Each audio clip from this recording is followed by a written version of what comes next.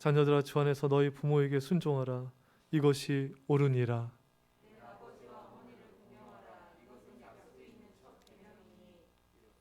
이것의 시작. 땅에서 장수하리라. 아멘. 기도하겠습니다. 사랑의 아버지 하나님, 영생의 말씀, 생명의 말씀, 하나님의 말씀 듣게 하시니 감사합니다. 주여, 이 시간이 기쁨으로 즐거움으로 말씀 받게 하시고 옥토밭으로 순종으로 말씀 받아 백비 열매를 거두는 예수님의 제자 되게 하심을 감사합니다. 오순절에 믿던 강하고 급한 바람 같은 불 같은 성령님 우리 가운데 임하셔서 성령의 불로 우리를 새롭게 하심을 감사드리며 예수님의 이름으로 기도합나이다. 아멘. 여러분, 이 시간 주님의 크신 은혜와 성령과 복이 임하기를 축원합니다. 여러분, 사람들은 미래를 궁금해합니다.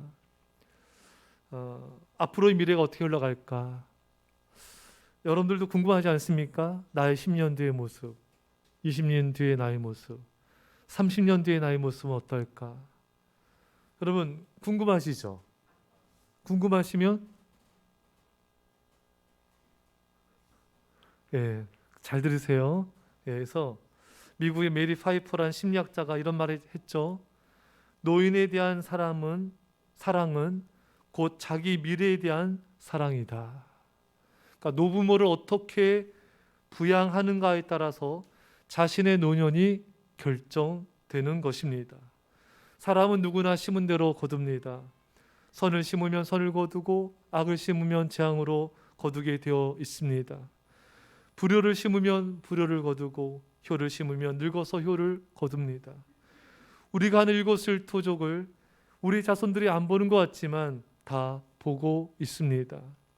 그것이 은연중에 그들의 노후를 형성합니다. 불효를 심으면 자손들의 마음속에 불효가 싹트기 시작하는 것입니다.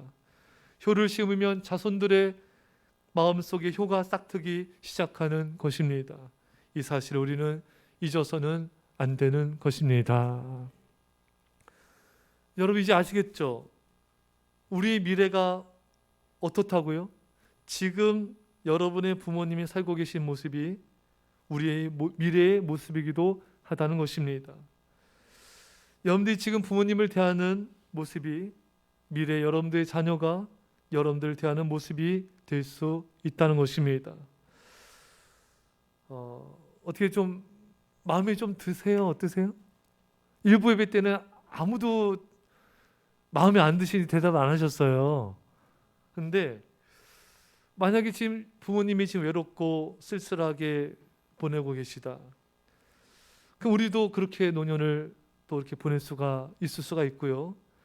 부모님이 지금 경제적으로 너무 힘들고 어렵게 지낸다면은 우리도 그렇게 될 수가 있다는 것입니다.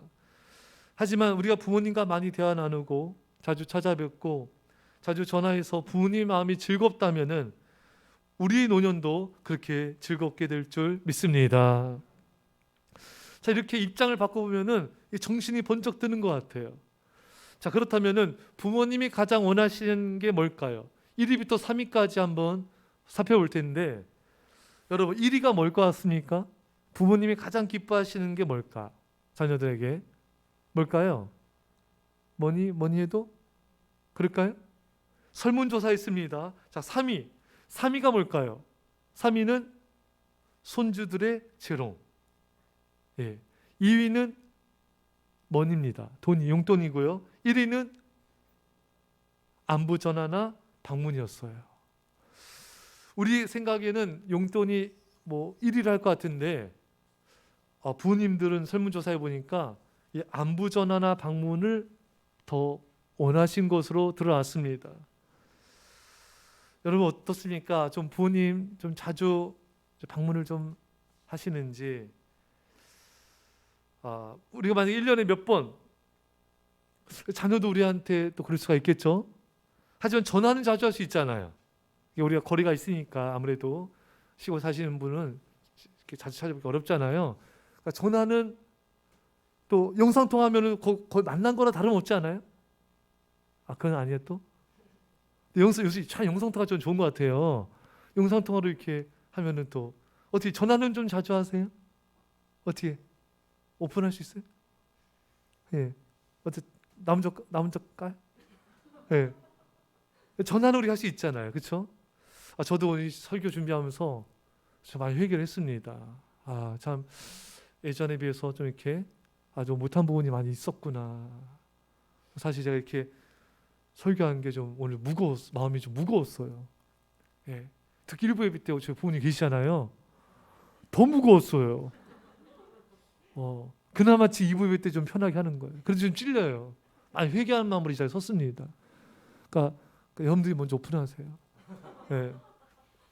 우리가 내가 나중에 자녀들이 또 이렇게 자주 연락해주고 찾아오면 좋잖아요. 그러니까 내가 받고 싶은 대로 하면 돼요. 심은 대로 거두린다 했으니까. 예. 사실 여러분 나이 드신 부모님 누가 찾아오겠습니까? 왜냐면 나이가 드시고 몸도 불편해지시고 제가 보니까 어머니 자주 찾아오시는 그 친한 친구 권사님도 그분도 나이가 연로하신지 몸이 불편하신지 이제는 잘 못 오시더라고요. 그러니까 저희 어머니도 불편하니까 못 가시고 몸이 거동이 또 그분도 이제 연세가 많이 드셔서 그런지 못 오시고 그러니까 나이가 드시면요 누가 찾아온 사람이 없어요. 다들 아파. 다들 잘 걷지를 못하셔요. 예? 그럼 타고 와요, 이거 진동 이거. 예? 그러니까 이게 참 여러분들이 찾아주지 않고 전화하지 않으면 하루 종일 아무랑도 대화를 못하는 거예요. 이게 정말 쇠창살만 없지. 자, 이게 너무 힘든 공간 아니겠습니까?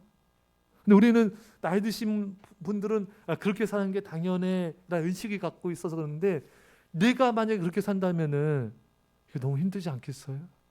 그렇잖아요, 여러분? 그래서 아까 입장 바꾸면 답이 나와요. 내가 나이 들었는데 아무도 잘 찾아오지 않고 자녀들이 또 연락해주지 않고 얼마나 이게 고독할까. 이런 글을 있습니다. 부모가 원하는 것은 설령 짧은 시간을 같이 있어줄지라도 설령 3분 내지 5분의 전화라 할지라도 일상생활을 떠들어대도 터무니없는 말을 할지라도 부모들은 만족하며 기뻐할 것이다. 그냥 뭐 특별한 얘기한 게 아니라 일상적인 얘기를 하는 거죠. 오늘 이런 일이 있었습니다.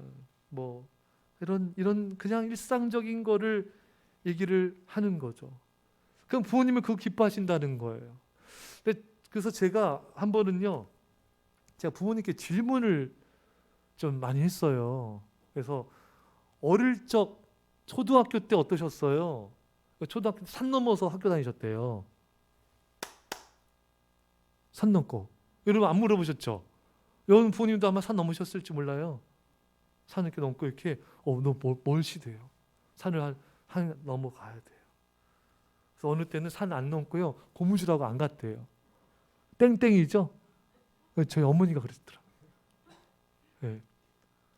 또 이제 아버지 군대 시절 어떠셨어요? 제가 말씀드렸잖아요. 그 군대 18, 9살 때인가 잡혀가지고 기차를 탄 거예요. 예? 그래서 뛰어내리시려고 했는데 어떤 놈이 먼저 뛰어내리더래요. 그래서 막 총소리 막 나고 못 뛰어내렸대요. 그 놈을 잡아야 되는데 저는 그거 처음 들었거든요. 제가 그걸 질문해서 알았어요, 그것도. 그러니까 제가 너무 모르는 게 많았구나. 그러니까 부모님한테 어떤 대화하면은 대화가 거의 비슷하잖아요. 건강 어떠세요? 밥 드셨어요? 끝. 할 말 없죠. 나만 그래요?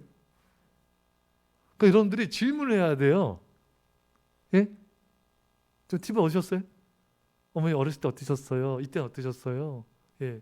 그때 어떠셨어요? 질문하면은 이게 또 나와요. 여러분. 근데 여러분 질문 잘 안 하죠? 자, 나 하나 깠잖아요, 지금.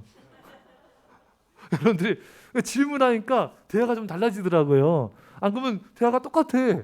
저도 하는 얘기 똑같고 부모님도 하는 얘기 똑같고. 근데 질문을 이렇게 좀 어렸을 때 어땠어요? 이 나이 때 어떠셨어요? 어떻게 엄마 어떻게 아버지 어떻게 만났어요? 뭐 이렇게 질문하니까 이게 달라지더라고요. 또 부모님에 대해서 좀 더 알게 되고 그러면서 더 부모님에 대해서 애정이 생기더라고요. 그러셨구나. 만약 이런 대화를 안 나눴더라면은 난 죽을 때까지 몰랐겠다. 어머니 아버지 어린 시절을 또 어떻게 결혼해서 어떻게 지내셨는지를 몰랐겠구나. 여러분 부모님들은 했던 얘기 또 하고 또 하고 또 할 때 많으시죠? 여러분 그 왜 그러냐면요, 그게 왜냐면 이렇게 생활 반경이 한정돼 있잖아요. 또 만난 사람도 없고, 그러니까 이게 했던 얘기를 반복할 수밖에 없어요. 근데 우리는 그 이야기들을 또 새롭게 들어주는 게 필요해요. 엄마 그 얘기 했잖아요. 아버지 그 얘기 했잖아요. 그러지 말고 그러냐고 새로운 뜻이. 이야, 예? 오바보다 들키지 마시고, 예. 그래서 어머니 아버지 그때 힘드셨겠다고 이렇게 마음을 만져주는 여러분과 제가 될 수 있길 바랍니다. 또 이런 글을 제가 봤습니다. 효도란 당신이 부모에게 많은 돈을 줘서 그들이 기뻐하는 것이 아니다. 당신이 물질을 많이 준다 한들 1년에 한 번도 만나지 않는다면 그게 무슨 소용인가? 돈으로 사랑을 살 수 없고 만남을 살 수 없다. 돈은 만능이 아니다. 물질이 부족해서 부모에게 행복을 못 드린다고 자책하지 말라. 부모가 원하는 것은 자식의 행복이고 그들을 많이 보는 것이다. 결국 부모는 하루하루 늙어간다. 여러분 돈으로 채울 수 없는 게 참 많습니다. 돈으로 사랑을 채울 수 없고 만남을 살 수 없습니다. 그래서 이 영상통화 있으니까 그거 만날 수 있잖아요. 영상으로요.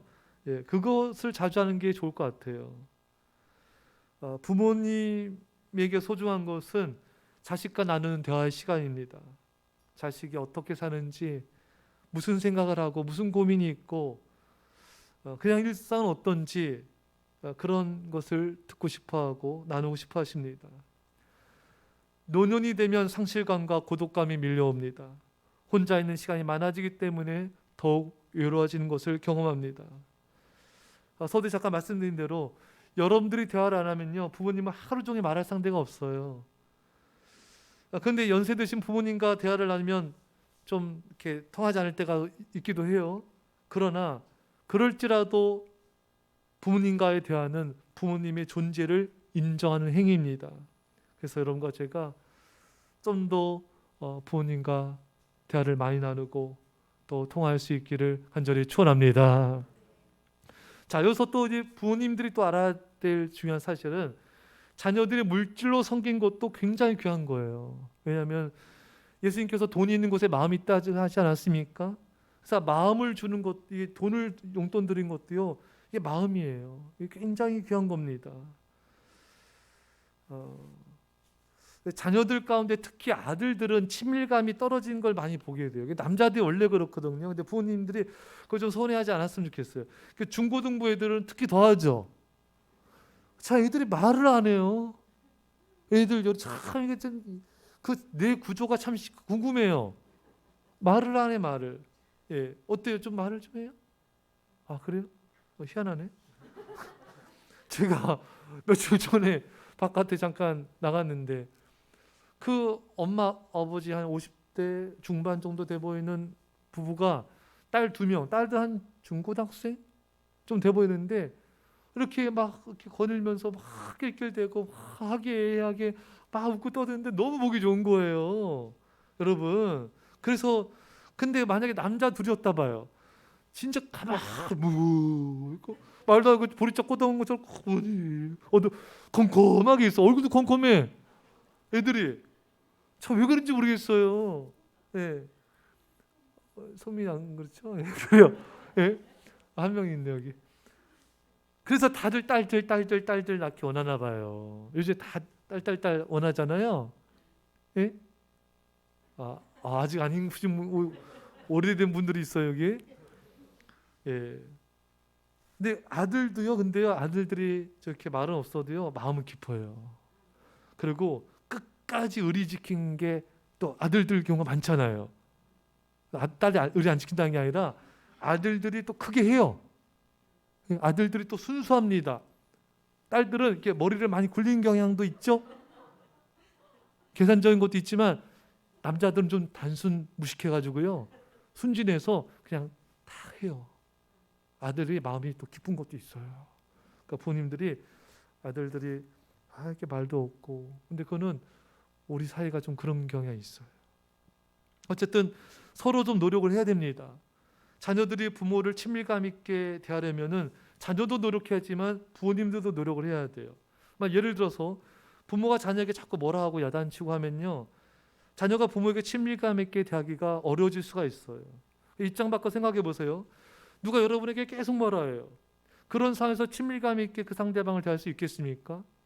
쉽지 않잖아요. 만약 직장에서 상사가, 여기 우리 앞에 집사님들 계속 뭐라 해요. 그러면 어떻게 그 직장 상사에게 막 친밀감 있게 할 수 있을까요? 그런 분이 좀 있죠. 네, 일부 예배 있더라고요. 뭔가 겪음하더라고요. 박모 성도님이. 예. 그렇죠. 서로가 노력해야 돼요. 서로가 노력해야 됩니다. 또 여기서 알아야 될 사실은 부모님께서 자녀들한테 바쁜데 뭘 오냐, 바쁜데 쉬어라, 이거는 진심이 아니죠. 자주 찾아뵈면 좋아하고 또 자주 전하면 좋아하십니다. 여러분과 제가 미리 부모님의 마음을 헤아려서 부모님을 기쁘시게 하는 은혜가 있기를 간절히 축원합니다. 오늘 본문에 내 아버지 어머니를 공경하라. 이 공경하다는 히브리어로 카바드라는 말로 중히 여기다, 존경하다는 뜻이 있습니다. 카바드, 공경하다는 말에서 간, 카베드, 간이 나왔어요. 그러니까 간은 우리 몸의 장기 중에서 가장 무거운 장기가 간입니다. 그러니까 내 부모를 공경하는 말은 간처럼 여겨라. 뭐 소간, 간이 아니라 우리 간처럼 무겁게 여겨라, 소중히 여겨라, 공경하라. 이게 공경하다의 뜻입니다. 그러니까 부모님을 경히 여기지 말라. 잠언 23장 22절에 너 난 아비에게 청종하고 내 늙은 어미를 경히 여기지 말지니라. 그러니까 부모님의 말씀에 청종해라. 엄마는 했던 얘기 또 하고 또 하고, 우리도 모르게 자를 때가 있어요. 저 했죠? 오픈했죠? 그래요. 예. 파란색 옷도리 감사합니다. 우리가 나도 모르게 했던 말씀이니까 그러면 안 되겠다. 또 경히 여기지 말라. 부모님의 생각과 말씀을 경히 여기지 말고 존중해 줘라. 신명기 27장 16절에 그 부모를 경홀히 여긴 자는 저주를 받을 것이라. 그러니까 부모를 경홀히 여긴 게 굉장히 큰 죄인 것을 성경은 말씀하고 있습니다. 우리가 참 철이 없을 때는 부모의 소중함을 잘 모르다가 나이가 들어가면서 또 부모의 소중함, 아버지의 소중함을 깨닫는 경향이 있습니다. 이런 글이 있습니다. 4살 때는 아버지는 무엇인지 할 수 있다, 이런 생각한다는 거예요. 애들이 7살이 되면 아빠는 모르는 것이 없다. 아빠가 최고잖아요. 8살 때가 되면 아빠 선생님 중 누가 더 높을까? 그죠? 누가 더 셀까 그러잖아 애들은. 우리가 장난감도 아니고 누가 더 셀까? 12살이 되면 우리 아버지는 아는 것이 많지 못하다고 느낀다고 합니다. 15살쯤 되면은 아버지 하는 말이 너무 안 통해 구식이야, 시대에 뒤떨어졌다고 느낀다고 합니다. 25살이 되면 아버지를 이해하지만 기성세대는 갔어. 뭘 가기는. 30살이 되면은 아버지의 의견도 일리가 있고 판단이 옳을 때도 있다고 가끔은 느낀다고 합니다. 그런데 40살이 되면 인생의 문제를 내 아버지와 의논하고 싶다고 말합니다. 50세가 되면 우리 아버지는 참 훌륭했다고 말합니다. 60세가 넘었으면 내 아버지는 내 인생의 미래를 모두 알고 계셨다. 나는 아버지만 못하다고 느끼게 됩니다. 아버지가 계시기만 해도 든든했는데. 여러분들의 부모님을 소중히 여기고 가장 존경할 수 있기를 축원합니다. 제가 오늘 그 교학교의 애들한테도 그런 말을 했어요. 요즘 애들한테 누구를 존경하냐 물으면 많은 애들이 연예인들 얘기해요. 연예인, 잘 나가는 연예인들. 또 뭐 세종대왕, 이순신, 뭐 링컨, 뭐 그럴 수 있습니다. 존경할 수 있어요. 그런데 멀리 있는 그런 분들은 존경하는데 가까이 계신 내 부모를 또 존경하지 않거나 소중히 여기지 않는 경우들도 많이 보게 돼요. 그건 아닙니다. 왜냐하면은 여러분, 이순신이 여러분 기적에 한번 갈아줬나요? 세종대왕이 여러분 한번 업어줬나요? 아니잖아요. 부족함이 있을지라도, 연약함이 있을지라도 여러분의 부모님은 여러분들을 위해서 희생하시고, 여러분들 위해서 밤잠을 설치면서 여러분들을 안고 업고 달래고 또 재우고 기저귀 갈아주신 분은 여러분의 아버지, 어머니신 것입니다. 이것만 가지고, 이것만으로도 존경의 대상이 되는 것입니다. 아버지 존경합니다. 어머니 존경합니다. 고백할 수 있기를, 또 마음으로도 깊이 존경하며 공경할 수 있기를 간절히 축원합니다.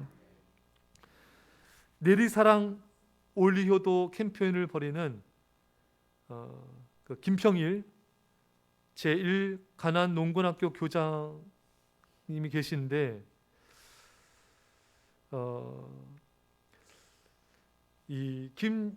김 장로님은 모친이 이제 어머니 연로하셔서 바깥 출입이 자유롭지 못하니까 외출할 때마다 어머니를 업고 동네 친한 분 집까지 모셔다 드리고, 용무가 끝나면은 또 이 김 장로님은 노모를 모시고 집으로 돌아오는 그런 삶을 살았대요. 그러니까 주변 사람들이 보면서 많이 귀감이 됐다 합니다. 이 김 장로님은 먼저 잠자리 드는 법이 없대요. 어머니가 주무시기까지 계속 세상 돌아간 이야기 말씀드리고 끝까지 언제나 어머니 곁을 지켰다고 합니다. 또 잊을만 하면 등 긁어드리거나 팔다리 만져드리며 이야기꽃을 피웠다고 합니다. 잔치집에 다녀온 날에는 항상 음식 보따리를 손에 들려 있었대요. 그래서 사람들 의뢰, 이 김 장로님이 오면 의뢰 맛있는 것을 챙겨다 드렸다고 합니다. 그래서 이 김 교장은 이 부친이 실천했던 효를 4가지로 설명했습니다. 경험이 많은 부모가 자식이 하는 말 중에는 지혜가 많이 담겨있기 때문에 잔소리를 여겨서는 안 된다. 여러분, 부모님이 오랜 삶을 통해 얻은 경륜과 지혜의 말을 경청한 것이 축복의 비결입니다. 둘째, 늙어지면 몸과 마음이 약해져서 사소한 일에도 섭섭해하므로 부모님이 노여할 만한 행동을 삼가야 한다. 여러분들도 경험한 적 있죠? 몸이 약해지니까 마음도 약해진 적 있지 않습니까? 부모님이 그렇대요. 연세가 드시면은 몸이 힘이 빠지면서 몸이 약해지면서 마음도 약해진다고 합니다. 그러니까 마음이 약해지니까 에너지가, 섭섭한 것을 이렇게 견디는 에너지가 적어져요. 그래서 또 자녀들이 좀만 이렇게 해도 섭섭하고, 내가 널 어떻게 사랑했는데, 이런 마음이 들 수가 있는 거예요. 여러분들도 나중에 자녀 커서 자녀들이 막 뭐 하고 막 엄마는 아빠는 뭐 이러면은 얼마나 섭섭하겠어요. 내가 네 기저귀를 내가 1000번은 더 넘게 가졌는데, 예?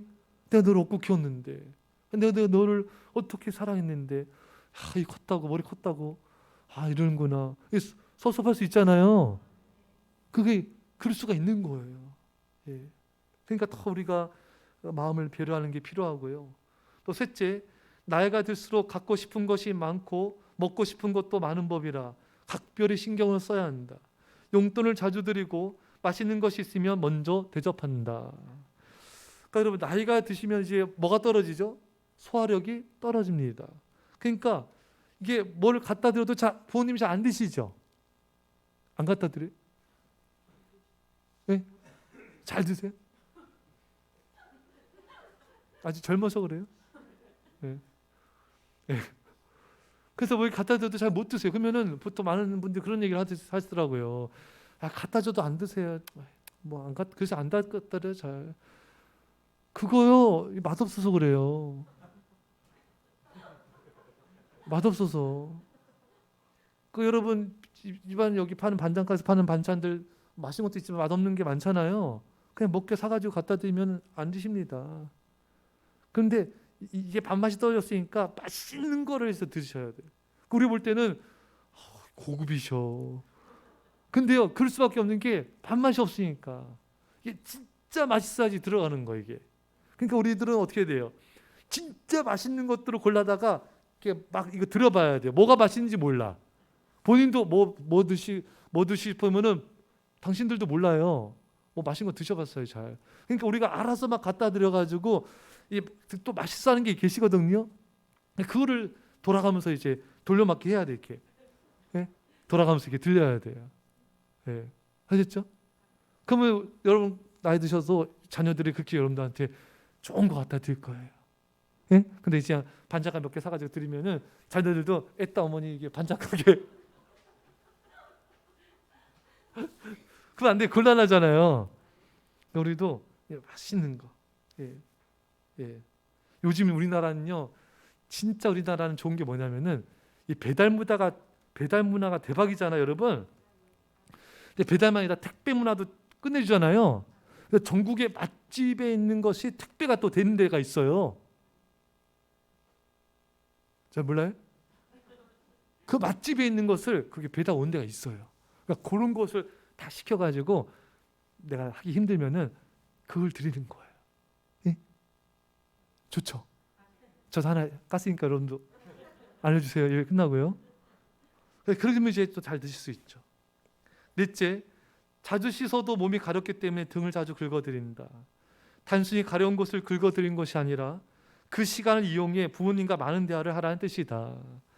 자, 여러분 제일 머쓱한 장면이 뭐냐면은 아버지랑 아들이 서로 바라보는 거예요. 어떻게 잘 감당돼요?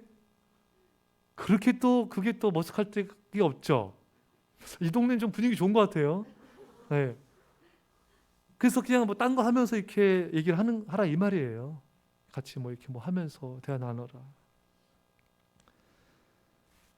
그러면서 오늘 말씀에 내 아버지 어머니를 공경하라. 이것은 약속 있는 첫 계명이니 약속 있는 첫 계명이다. 그러니까 여러분 1계명부터 4계명까지 하나님에 대한 계명, 5계명부터 10계명까지 이웃에 대한 계명인데 사람에 대한 계명인데 그 중에 가장 중요한 게 부모 공경이라는 계명이라는 것입니다. 그 정도로 하나님께서 부모 공경하는 것을 중요시하게 여기고 있고요. 또 부모를 공경하는 자에게 엄청난 축복을 약속하셨습니다. 잘 되고 장수하리라. 그렇게 합니다. 할렐루야. 여러분 근데 많은 사람들이 이 부모 공경의 축복을 제대로 인식하지 못하고 이 놀라운 축복을 못 누리는 것은 참 안타까운 현실이에요. 여러분 부모 공경함으로 받는 축복은요, 여러분들이 무엇을 상상하든 그 이상입니다. 그 이상이에요. 여러분 손지창 씨, 오연수 씨 부부를 아시죠? 아세요? 블루? 네, 알죠? 그 두 부분이 굉장히 큰 신실한 크리스찬입니다. 이분들이 결혼해서 신혼여행을 이제 가는데 오연수 씨가 본인의 어머니를 모시고 같이 갔어요. 여러분 신혼여행 가면서 어머니 모시고 가기가 쉽지 않잖아요. 사실 함께 가자고 해도 갈 부모님이 누가 있겠습니까? 근데 이분은 가셨어요.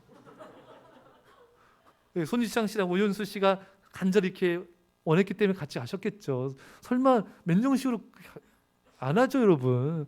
얼마나 간곡하게 했으면 갔겠습니까? 그렇죠? 그랬을 거예요. 그런데 신혼여행 가서 어떤 일이 벌어졌냐면요, 라스베가스를 갔어요. 라스베가스를 갔는데 거기 부대시설도 좋고 또 쇼도 또 좋은 게 많잖아요. 예? 카지노도 좋고. 그래서 거기 가면은 이제 그 보통 사람들이 재미삼아 한번 카지노 한번 땡겨 보잖아요. 땡긴 거 있죠? 여기 잘 알아요? 네. 그분이 손지창 씨 그 장모님이 산부를 가지고 슬롯모시를 한 거예요. 재미삼아. 근데 이게 대박이 터진 거예요. 잭팟이 터져버린 겁니다. 그래서 그러니까 호텔이 난리가 난 거예요. 호텔 직원들이 장모님 주변에 에워싸고 바리케이트를 치고요, 신분증 확인했어요. 그리고 맞으니까 박수 쳐주면서 축하해 주는 겁니다. 잭팟 금액이 얼마인가? 1,000만 불. 당시 하나로 127억 원을 횡재한 겁니다. 여러분 물론 세금 떼고 20년간 나눠 받아서 실수령 금액은 많이 줄어들긴 하지만 그래도 엄청난 금액이잖아요. 우리는 여기서 이제 귀한 메시지를 듣게 되죠. 여러분과 제가 여행 갈 때 부모님을 모시고 라스베이거스를 가기를 축원합니다. 아니라 부모님 잘 섬겨서 축복이 터지길 바랍니다. 진짜 그래야 돼요. 부모님을 잘 공경해서 섬김으로 여러분과 저 인생에도 하나님의 축복이라는 집합이 터지기를 축원합니다. 만약에 장모님 안 모시고 갔으면 어떻게 했어요? 그러면 없는 거죠. 그러니까 여러분들 어디 모시고 가도 장모님이 땡기게 해야 돼요. 예. 부모님의 손에 그 영감이 있어요. 예. 여러분 루시 시어머니를 공경해서 놀란 복을 받은 거 우리 알고 있잖아요. 얼마나 가난했으면 이삭을 주워 먹지 않았습니까? 남편들이 세상 떠나고. 근데 루시 시어머니를 섬겨서 그 가난에서 벗어나고 좋은 배우자 만나고 예수님의 족보에 오르는 놀라운 축복을 받게 됐습니다. 여러분 보세요. 남편 죽었는데 내가 왜 시어머니를 섬겨야 돼? 포기했더라면은 가난은 계속됐을 거예요. 나도 할 만큼 했어. 막 그러고 어머니 섬긴 걸 중단했더라면은 예수님의 족보에 오르는 축복을 얻지 못했을 것입니다. 여러분 부모님 섬기다가 고비가 와요. 경제적으로도 어렵고 여러 가지 면으로 힘들고 어려운 일이 오는데 여러분 중간에 포기하지 마시기 바랍니다. 그건 정말이지 너무나 큰 축복을 잃어버리는 인생 최고의 실수예요. 힘들고 어려워도 끝까지 부모님을 섬길 때 여러분들이 희생한 것과는 비교할 수 없는 상상할 수 없는 놀라운 축복을 받게 될 것입니다. 여러분 부모님이 살아계시다, 부모님을 섬길 수 있다, 이것은 아직 내가 최고의 축복을 받을 수 있는 기회가 아직 남아있다는 걸 의미합니다. 여러분 그래서 우리가 이런 의식을 하셨으면 좋겠어요. 다 사람들마다 힘들고 어려운 게 있잖아요. 경제적, 또 육체적으로, 또 여러 가지로 힘든 것이 사람들마다 다 있는데 이런 생각 가졌으면 좋겠어요. 이 어려움과 위기를 내가 부모님을 공경해서 이 위기를 돌파하리라. 물론 부모님을 사랑하고 섬긴 것은 하나님의 뜻이고 자녀가 부모님께 받은 은혜가 많기 때문에 당연한 자녀의 의무예요. 세 번째는 내가 어렵지만 부모님을 섬김을 통하여 내가 축복의 주인공이 되어 이 위기를 내가 극복하리라. 이런 의식 갖는 것도 나쁘지 않습니다. 성경의 원리예요. 그래서 여러분 참 우리가 그런 경험을 했으면 좋겠어요. 부모님을 섬겼더니 그 끈이 연결이 돼가지고 축복의 문이 열렸다. 이런 간증이 막 쏟아져 나오길 바랍니다. 우리 애들한테 내가 얘들아 너희도 오늘 부모님 잘 섬기면 복이 있는데 너희들 어떤 복을 받았니? 그러니까 애들이 여기저기서 막 손들어요. 지율이도 들고 여기 예담이도 들고 들어요. 그래서 애들이 손들면서 뭐라 하냐면은 사탕을 얻었대요. 그리고 놀이동산 가게 됐대요. 지들이 이제 그거 간증을 하는 거예요. 스킬 좀 키우지. 그래가지고 근데 우리가 그런 간증이 넘쳐났으면 좋겠어요. 여러분 잘 들여다보면 여러분들이 부모님께 잘했을 때는요 뭔가 생겨요. 근데 그게 여러분들 그걸 매치를 못해서 그래요. 부모님을 섬김을 통해서 하나님께서 이게 복을 주신 건데 이게 매치가 안 돼 못하는 거예요. 근데 그거를 반드시 하나님은 약속했지 않았습니까? 그 부모님을 섬김을 통해서 이런 축복이 임하는 건 당연한 것입니다, 여러분. 이로써 부모님을 섬김으로 내가 잘 되고, 그러니까 뭐가 잘 되는가? 장사도 잘 되고, 아멘. 사업도 잘 되고, 가정일도 잘 되고, 모든 것이 잘 되는 복이 임할지어다. 이 약속을 누가 했는가? 하나님이 하신 거예요. 여러분, 정치가들이나 많은 사람들의 약속은 바뀌고 변하기도 하지만 하나님이 약속한 건 절대로 변하지 않아요. 세상이 없어지면 없어졌지 말씀의 약속은 없어지지 않습니다. 요즘에 주식, 비트코인 등 여러 곳에 투자했다가 폭락을 경험한 분들도 많이 있어요. 하지만 부모 공경에 투자하면요 하나님의 복을, 놀라운 복을 100% 받게 될 것입니다. 왜? 이것을 하나님이 보증한 거예요. 도로교통사에서 보증한 게 아니라 하나님이 보증했기 때문에 여러분 반드시 잘 될 거예요. 그래서 힘들고 어려워도요 절대로 본인 섬긴 걸 포기하거나 중단하지 마시고 계속 가세요. 계속 고하세요. 하나님의 반드시 놀라운 축복으로 여러분 가족에게 갚아줄 줄 믿습니다. 그래서 잘 된다 했으니까 내가 하는 일이 잘 되지 않는 게 있다면은 여러 가지 점검해야 될 항목이 있는데 먼저는 하나님과 나의 관계예요. 내가 말씀생활, 예배생활, 기도생활 또 하나님을 가까이 하고 있는가 이걸 점검을 해야 되고요. 그래서 요즘에 하여튼 주정예배 만성도에 오시는데 여러분 한번 또 새벽 예배 일주일에 한 번 이상 또 도전 기억하시죠? 또 주중 예배도 한번 도전해 보시고 또 주 5예배도 또 도전해 보시고 이렇게 내 삶을 또 점검하면서 또 나갈 필요가 있습니다. 또 한 가지는 내가 일이 뭔가 잘 안 된다. 그러면은 내가 건강이 좀 안 좋다. 뭐 어려움이 있다. 이렇게 된다면은 내가 또 점검해야 될 한 가지 기준은 내가 부모님을 잘 공유하고 있는가, 잘 섬기고 있는가, 이것을 뒤돌아볼 필요가 있습니다. 그래서 여러분과 제가 잘 돌아봐서 부모님을 잘 공경해서 우리가 회개하고 또 그 하나님의 놀라운 잘 되는 복이 임하기를 간절히 축원합니다. 자, 그렇다면 나는 부모님이 안 계신데 어떻게 복을 받는가? 걱정하지 마세요. 루터가 말한 대로 이런 교회 목사님, 사모님, 영적 부모라는 것이죠. 또 주변의 주의종들, 어려운 주의종도 있지 않습니까? 또 잘 섬기시면 되고요. 유대 탈무드에 사람이 자신의 부모를 공경하면 하나님께서도 그들과 함께 하신다. 영국 속담에 하늘이 무너져도 효자에겐 솟아날 구멍이 있다. 마틴 루터도 부모는 하나님의 대리자다. 부모를 공경한 것이 곧 하나님을 섬기는 연습이다. 독일 속담에도 부모를 섬길 줄 모르는 자는 친구로 삼지 마라. 그는 인간의 첫걸음을 벗어났기 때문이다. 말씀 읽겠습니다. 우리들의 심금을 울리는 정철 선생의 시구절이 있죠. 어버이 살아실제 섬기기를 다하여라. 지나간 후면 애달프다 어이하리. 평생에 고쳐 못할 일은 이뿐인가 하노라. 자, 이런 글을 봤습니다. 나무는 고요히 있고자 하나 바람이 그치지 않고 자식이 효를 행하고자 하나 부모는 기다리지 않는다. 자, 부모님은 우리를 계속 기다려주지 않죠. 어느 순간 세상을 먼저 떠난 경우를 보게 됩니다. 이것을 언제 우리가 깨닫는가? 여러분과 제가 나이가 들어 할머니 할아버지가 됐을 때, 그러니까 부모님 나이가 됐을 때 그때 깨닫게 된다는 것이죠. 아, 그때 부모님이 외로우셨겠구나. 많이 아프셨겠구나. 그때 많이 입맛이 없으셨겠구나. 고독하셨겠구나. 그때 돌봄이 많이 필요하셨겠구나. 젊었을 때는 잘 깨닫지 못하다가 나이가 들어 부모님이 연로하신 그때의 나이가 내가 됐을 때 그때 부모님의 마음을 이해하는 폭이 커지게 된다는 것입니다. 또 언제 깨닫는가? 심은대로 거두리란 말씀처럼 나 자신이 나이 들었는데 늙었는데 자녀들이 섭섭하게 할 때, 또 이 불효할 때, 이런 걸 겪을 때, 아, 내가 그때 부모님께 이렇게 했었지. 내가 그때 이랬는데 이렇게 내가 또 이렇게 거두는구나. 또 깨달을 때가 있다는 것이죠. 여러분, 이 참 사람의 마음이 나와 관계 있는 대상이 살아있을 때는 그 사람의 약점, 나에게 섭섭한 것들이 주로 생각이 나는데 그 대상이 세상을 떠나게 되면 그 사람의 장점, 또 나에게 주었던 의미 있는 사건들이 주로 기억난다고 합니다.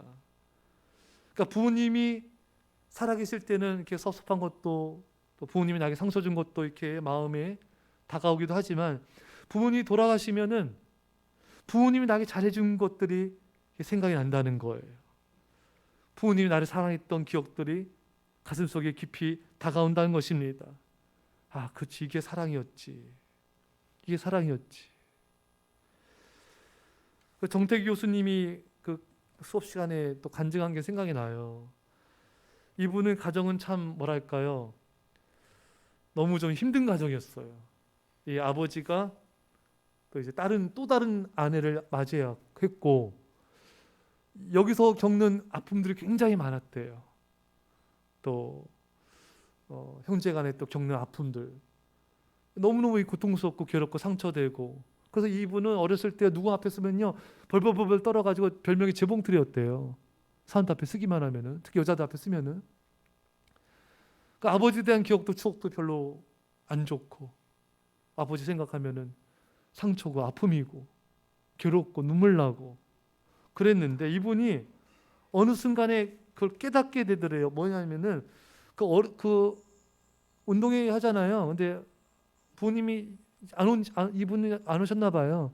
근데 아버지가 어느 날 오셔가지고 참외를 주고 그냥 가시더래. 애들 먹으라 하면서 가시더래요. 근데 그 참외를 그 생각이 나시는 거예요. 그 참외를 사갖고 오려면은 굉장히 멀리 가야 되고 또 먼 거리를 오셔야 된다 이거예요. 그래서 이제 나이가 들어가지고 깨닫게 된 거예요. 아, 이게 아버지의 사랑이었구나. 이게 아버지의 사랑이었구나. 그래서 그 참외 5개를 놓고 대성통곡을 하게 되더래요. 이게 아버지의 사랑이었구나.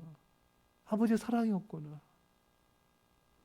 그게 아버지가 자신의 상처만 주고 아픔만 주고 괴롭고 고통만 준다고 생각했었는데 아버지가 돌아가시고 나서 나이가 들고 이 아버지의 사랑이 깨달아지더래요. 여러분, 부모도 자식한테 상처를 받고 자식도 부모에게 상처를 받는 경우들이 많이 있어요. 사랑하기 때문에 또 상처를 주고 받는 것입니다. 근데 우리가 이 시간 다짐하고 싶은 것은 돌아가시기 전에 마음으로 다 푸시길 바라고, 할렐루야. 이 사랑의 과정이다.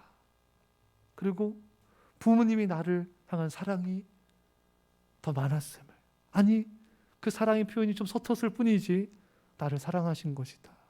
이거 우리가 부모님 돌아가기 전에 깨닫는다면은 얼마나 우리가 여러분 더 부모님께 효도할 수 있는 그런 길이 열리겠습니까? 어느 부모가 자식에게 쓴 편지입니다. 내 사랑하는 아들 딸들아, 언젠가 우리가 늙어 약하고 지저분해지거든 인내를 가지고 우리를 이해해다오. 늙어서 우리가 음식을 흘리면서 먹거나 옷을 더럽히고 옷도 잘 입지 못하게 되면 내가 어렸을 적 우리가 먹이고 입혔던 그 시간들을 떠올리면서 미안하지만 우리의 모습을 조금만 참고 받아다오. 늙어서 우리가 말을 할 때 했던 말을 하고 또 하더라도 말하는 중간에 못하게 하지 말고 끝까지 들어주면 좋겠다. 내가 어렸을 때 좋아하고 듣고 싶어 했던 이야기를 내가 잠이 들 때까지 셀 수 없이 되풀이하면서 들어주지 않았니? 내가 얼마나 많은 것을 가르쳐 줬는지 아느냐? 상하지 않는 음식을 먹는 법, 옷을 어울리게 잘 입는 법, 너의 권리를 주장하는 방법, 혹시 우리가 새로 나온 기술을 모르고 점점 기억력이 약해진 우리가 무언가를 자주 잊어버리거나 말이 막혀 대화가 잘 안 될 때면 기억하는 데 필요한 시간을 좀 내어주지 않겠니? 그래도 혹시 우리가 기억을 못 해내더라도 너무 염려하지는 말아다오. 왜냐하면 그때 우리에게 가장 소중한 것은 너와의 대화가 아니라 우리가 너와 함께 있다는 것이고 우리의 말을 들어주는 내가 있다는 것이 중요하기 때문이란다. 다리가 힘이 없고 쇠약하여 우리가 잘 걷지 못하게 되거든 지팡이를 짚지 않고도 걷는 것이 위험하지 않게 도와줄 수 있겠니? 내가 뒤뚱거리며 처음 걸음마를 배울 때 우리가 내게 한 것처럼 내 손을 우리에게 빌려다오. 그리고 언젠가 나중에 우리가 더 이상 살고 싶지 않다고 말하면 우리에게 화내지 말아다오. 너도 언젠가 우리를 이해하게 될 테니 말이다. 노인이 된 우리의 나이는 그냥 단순히 살아온 것을 이야기하는 것이 아니라 우리가 어떻게 생존해 있는가를 말하고 있음을 이해해다오. 비록 우리가 너를 키우면서 많은 실수를 했어도 우리는 부모로서 줄 수 있는 가장 좋은 것들과 부모로서 보여줄 수 있는 가장 좋은 삶을 너에게 보여주려고 최선을 다했다는 것을 언젠가는 너도 깨닫게 될 것이다. 사랑한다. 내 사랑하는 아들 딸들아, 내가 어디에 있든지 무엇을 하든지 너를 사랑하고 너의 모든 것을 사랑한단다. 기도합시다. 사랑의 아버지 하나님, 부모님을 잘 공경하지 못한, 그대의 마음을 헤아리지 못한, 부모님의 마음을 아프게 했던 우리의 죄악을 이 시간 회개합니다. 용서하여 주십시오. 주님, 주님의 사랑을 부어주셔서 부모님의 마음과 영혼과 육체를 잘 어루만져 드리게 해주시고 마지막 그 노년이 행복하며 기뻐할 수 있도록 우리가 마지막까지 그 곁에서 부모님 곁을 지키며 최선을 다해서 후회 없이 남김없이 아무런 미련 없이 부모님을 사랑하며 섬길 수 있는 은혜를 베풀어 주옵소서. 감사드리며 예수님의 이름으로 기도합나이다. 아멘.